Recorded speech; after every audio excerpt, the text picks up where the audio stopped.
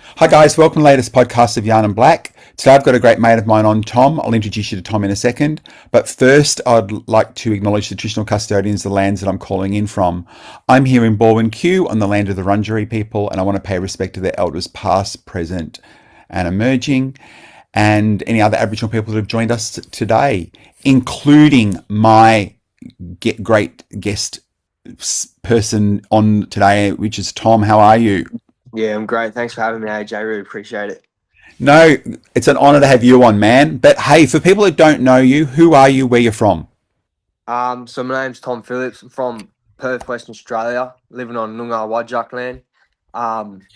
But my mob's not actually originally from here. I'm from out near Bendigo Way and Warrnambool Way. So DjaDja Wurrung and Gunditjamra is where my mob's from. Grandma was taken at birth, had a name change, and she wasn't put on a mission or anything, but she ended up in WA because the family she was put with travelled around Australia, and that's why I'm here, and my family's here now in Perth. But yeah, I'm 19 years old, just graduated school in November last year, and yeah, playing footy and working now. So yeah, maybe that's all. Now, I met you at Scotch College, right? Because that's how I met you. You came over in year 10? Yeah.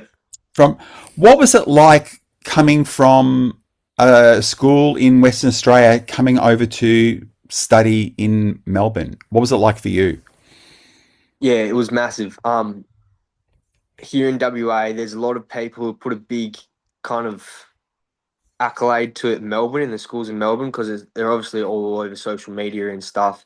So when I found out about the opportunity, everyone thought it was real cool and everything. But like honestly, it's largely the same, as it's kind of what you expect, to be honest, of any other school. It's obviously got its little differences, but I live in a rural area here in Perth. So going into the city was different. Like rather than having the birds chirping, waking you up in the morning, it was more like train tracks. It was a bit different, but I enjoyed it for the period I was there, and yeah, it was a good experience. Yeah. So what did you really enjoy about Scots College? To be honest, my favourite part was boarding school because Yeah. instead of having to wake up at 6:45 in the morning here in Perth, I could wake up at 7:45 and roll up to school at 8:30 because we're on campus. So I got Yeah. a bit more of a sleep in, which was nice. But the footy was great. Probably the main reason why I moved there. Everyone knows Melbourne's the home of footy, so I really wanted to take my footy to the next level. And yeah, it definitely did help. Had its ups and downs, but yeah, it was great. Yeah. And as you said, you graduated last year with year 12. What subjects did you do I in year studied 12? economics. Yeah, Yeah. so I did five ATAR: economics, math, English, business management, physical education, so like sport Yeah. and rec kind of. Um, yeah, they were good courses. Yeah. And how long have you been playing footy for? Because I do know you're an excellent footy player. Yeah, so just like most young kids, everyone else was playing footy. So I started when I was about 6 with all my friends. Yeah. So what level are you at now with I'm footy? playing WAFL League at East Fremantle Football Club. Uh, for those that don't know, WAFL's like VFL equivalent here in WA. Yeah. So growing up, because I'm older than you, because I grew up in New South Wales and we didn't actually have AFL until like the mid '80s, right? Yeah, But yeah. you would have grown up with AFL as a young kid. Is that what you wanted to do when you growed up? Yeah, it was like I knew pretty young that I wanted to take footy serious and really try and make a lot living out of it, like make it my career. So from a young age, me and Dad were always doing extras like training. It was a massive support for me. He'd always take me down the oval early in the morning and train on days like he'd get me personal trainer and stuff. So yeah, I'd say from a young age I knew I wanted to take it serious and go as far as I can with it. Yeah. So after you obviously, as I said, we finished year 12 last year. What are you doing right now? I moved back to Perth. So there was a period after year 12.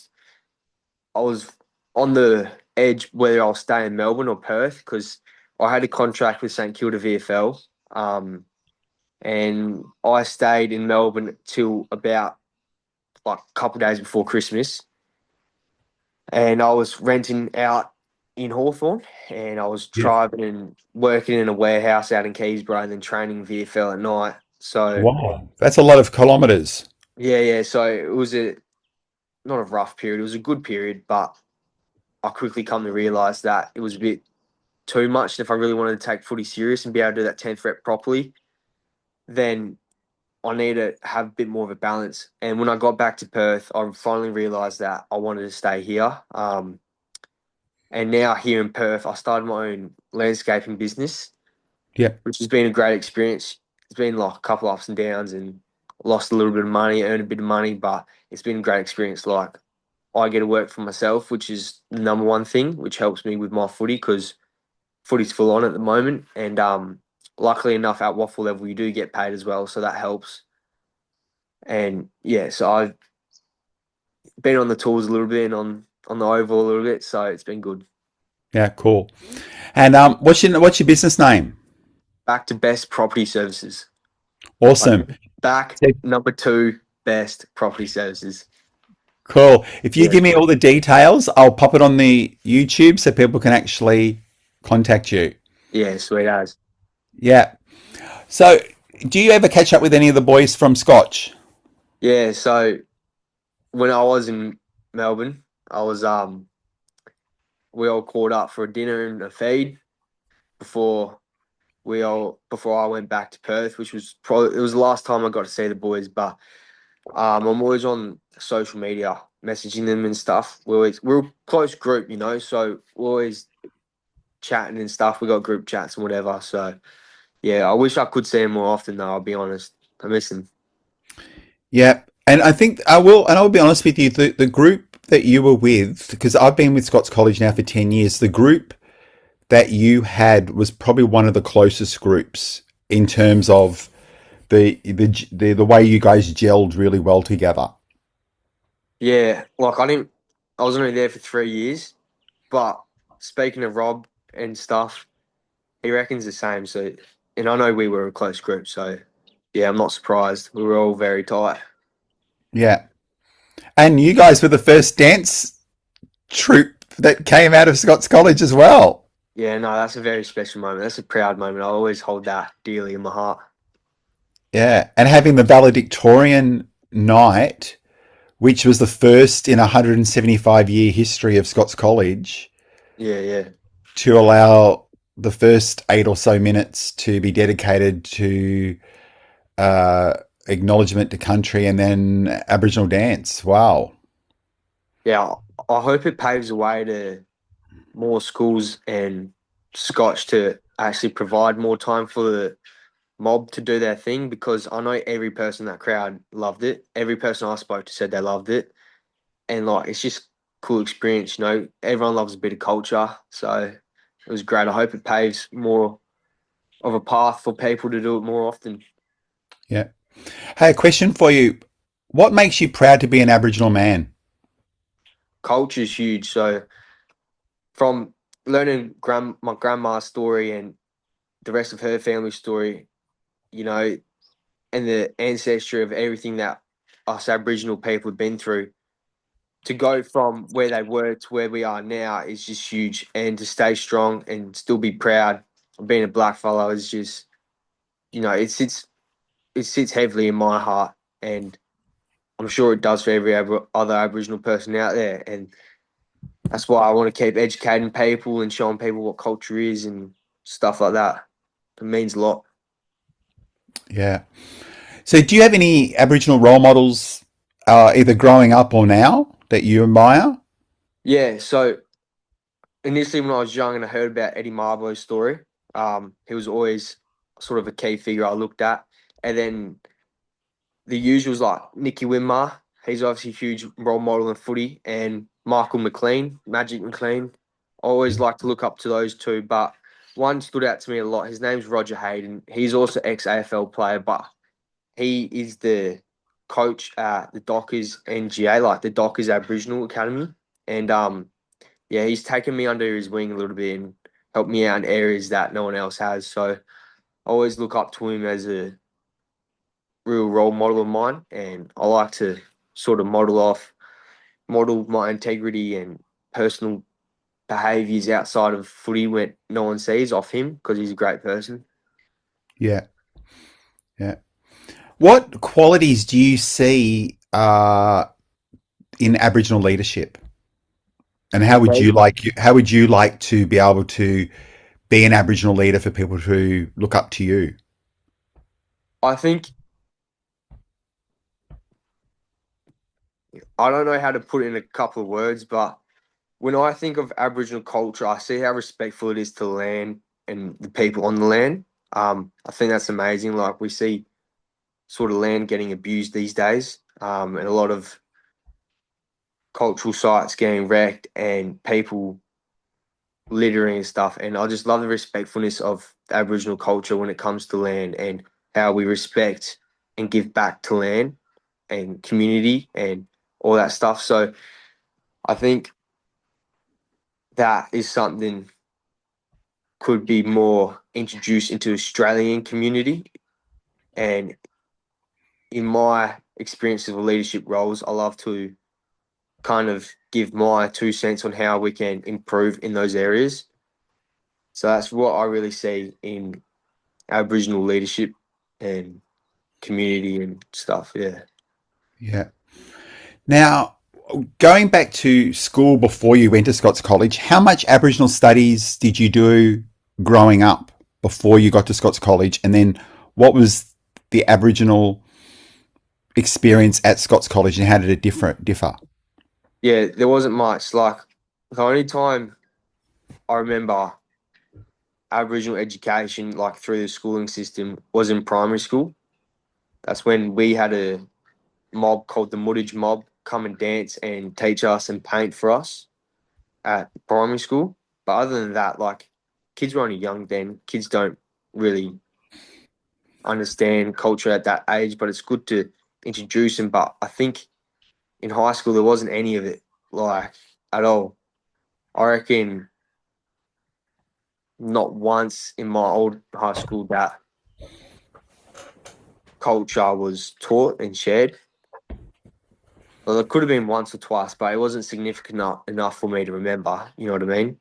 And then going to Scotch, having all the Aboriginal mob and Aboriginal room and people like you, AJ, coming in and teaching us more about community and culture was massive.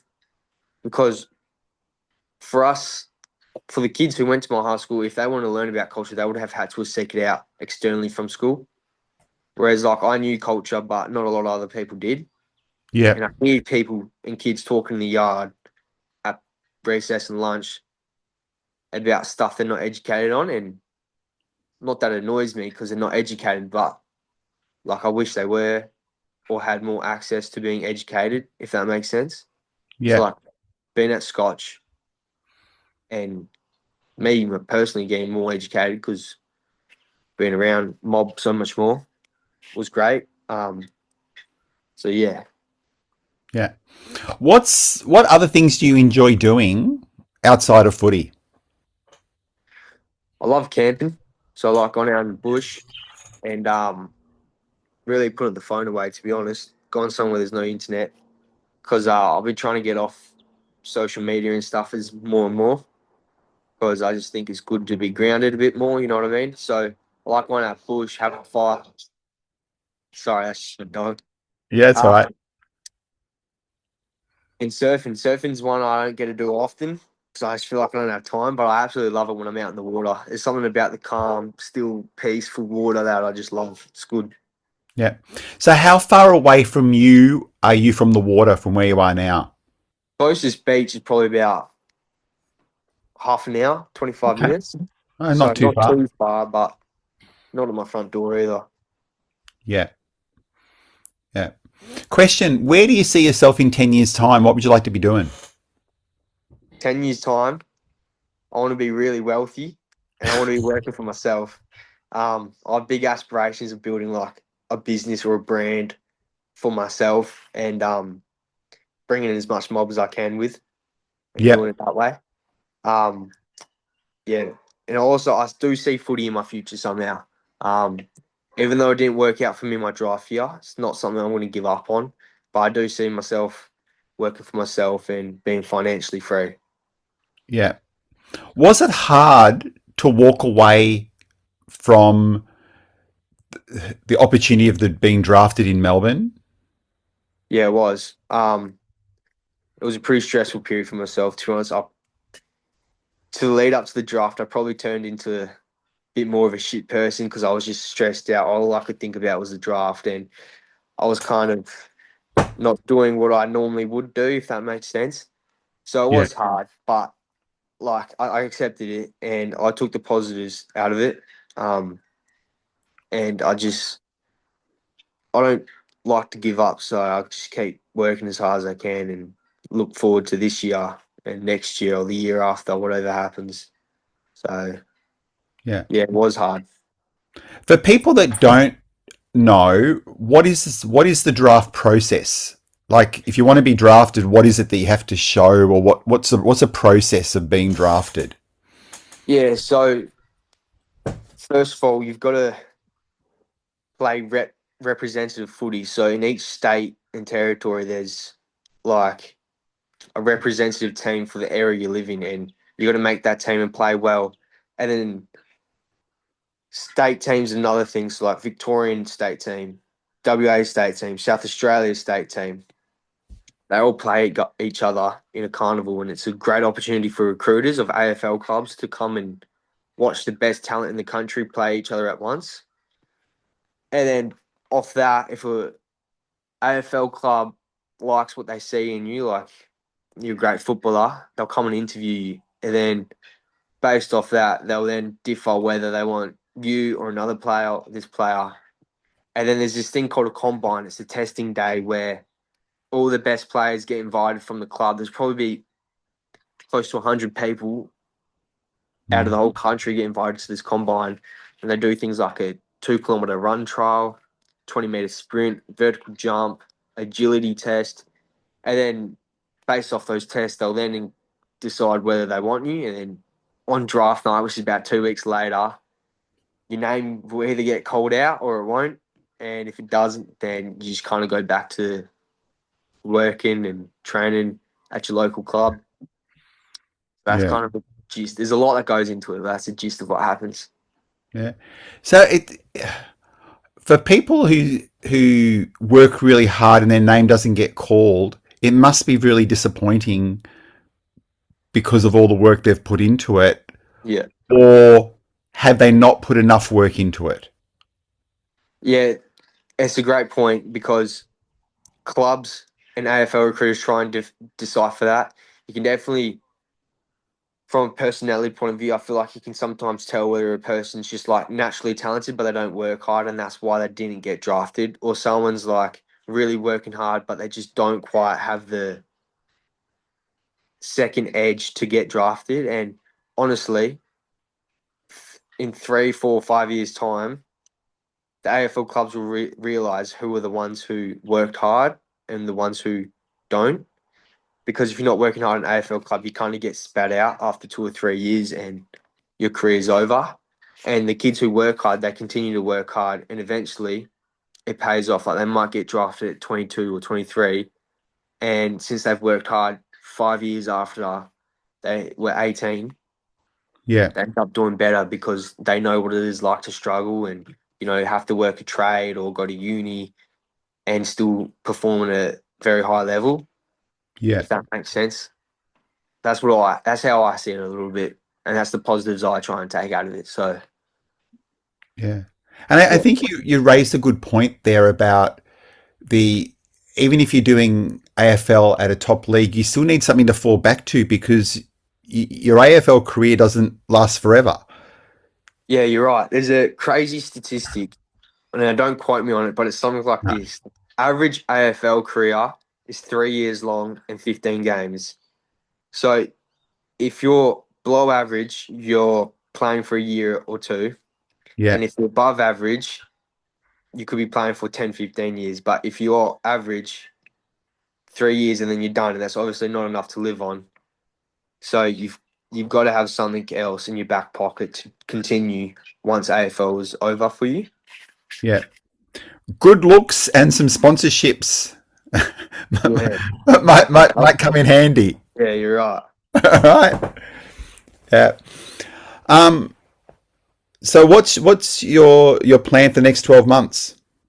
Um, work hard. So I want to grow my landscaping business Yeah. first of all, and then I still want to have time for footy. So I'm still looking at trying to get drafted in the mid-season or end of Yeah. year rookie. Um, and that's going to need like consistency on the footy field. So I've got to stay injury free. And yeah, to be honest, I really want to make this landscaping business able to run without me having to actually be on the tools and on the ground. Yeah. It's going to take time, but I believe I can get it there eventually. So in the next 12 months, be working towards that, those two things. Yeah. And as you said, you want to be able to increase Aboriginal people into your business Yeah. at some stage as well. So you do actually want to be a lot bigger than what you are now. Yeah. So there's this great foundation called the Wallich Foundation Yeah. where they help Indigenous, they've helped me in the past get employment. And I plan on using them to find mob around WA who need a job to work with me potentially for however long they need it. So yeah, I've kind of got a little bit of a plan in that area to try and bring as much mobs as I can. Yeah. Yeah. What a couple of questions I've got, and one I want to ask is around cultural safety. What does cultural safety mean to you? And when you, as an Aboriginal man, go to a service, what things make you feel culturally safe when you get there? First of all, when there's someone else who's mob there, like else who's Aboriginal, I always feel culturally safe around them. And when people are culturally educated, you know what I mean? So when they know how to operate properly in the safe environment where they're not getting too, what's the right word? I don't know the right word, but they're not getting too kind of when I don't know why I'm having a mind blank here, but you know when someone's a bit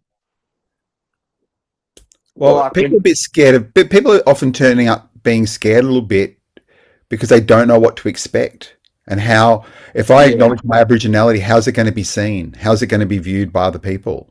yeah, you're right. And when you're in areas that you are viewed correctly and with the right sort of approach from other people who might not be so educated, it is a great feeling. Like I've had a lot of people, especially when I was at Scotch, they didn't know too much about mob, especially in the boarding school. A lot of kids ask questions, and they'd always come up to, "Oh, Tom, I really don't mean to be rude by this question. I don't know if it's a rude question, but I just want to know so I can be educated." This, that, later, later. And I said, "Bro, trust me, not a rude question. I'm glad you're asking so you can learn and know for the future." And I just give it to them. I just tell them the answer, Yeah, and that approach is a safe approach and a good approach, but I also feel like a lot of people aren't confident to ask the questions and they don't get educated, yeah, if that makes sense. yeah, But back to the question, what makes me feel safe is when other mobs around, people acknowledge your identity, when there's like acknowledgement of country at the front door, la da da da. Like those are all positive signs, and I love seeing those around. And like waving the Aboriginal flag, it's good. yeah. Now, a question I ask most of my guests is that if I had $1 zillion and a magic wand and gave it to you and said, you can fix something in Aboriginal affairs in this country, where would you start? What would you like to do?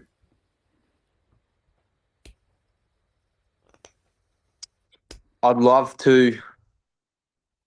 It's probably pretty cliche, but I'd love to do something in closing the gap. Um, I don't know what area, maybe access to education in hospitals, for mob and community around Australia. Yeah. Like, we've got a great friend, TJ. He's obviously a great Yeah. friend of yours. He's a great example of his community and like going out to Tiwi when I was in Tiwi, community out there, getting great access to education and hospitals, because we all know that mob die significantly younger than the rest of Australia. And I really want mob to invest in their health and longevity and their education so they can provide a fruitful life for the generations to come. Yeah. So something in that area. I don't know how I would do it, but I'd figure it out. No, that's good. And I think too, you've already started thinking about it a little bit when you talk about expanding your business and getting Aboriginal people into employment. Yeah. That's a really good part of closing the gap as well, because 100%. mob we are behind in health, education, employment. And someone asked me the other day, because I ask the question all the time, and someone threw it back to me and go, "What would you do?" And I was actually going, sometimes it's just making sure that our kids can get to year 12, because sometimes you guys are the first generation of Aboriginal kids actually getting to year 12 now. Yeah, I know what you mean. Like my grandma, she didn't graduate. She didn't finish school, Yeah. and that was like 50 years ago for her. But like my dad, he did graduate. Pretty sure he's mob. My mum's not mob. She didn't graduate though. But Yeah. yeah, I know what you mean. So there's a lot of people in the past who didn't get to finish year 12, or uni wasn't an option if No. people wanted to go to uni. But yeah, definitely. Would you like to go to uni? To be honest, I don't think uni's on the cards for me. I see myself being successful in other ways. Yep. Like, I'm not the greatest when it comes to notebook and learning. I'm a bit more of a practical, on hands type of guy, and I kind of love to do things my way sometimes. So I feel like just being in the workforce for me at a younger age is better. Yeah. So would that still mean that you might have to do a bit of study, like at TAFE or something, to like business studies? I know you've done business studies as year 12, but something Yeah. which is more competency based rather than academically based.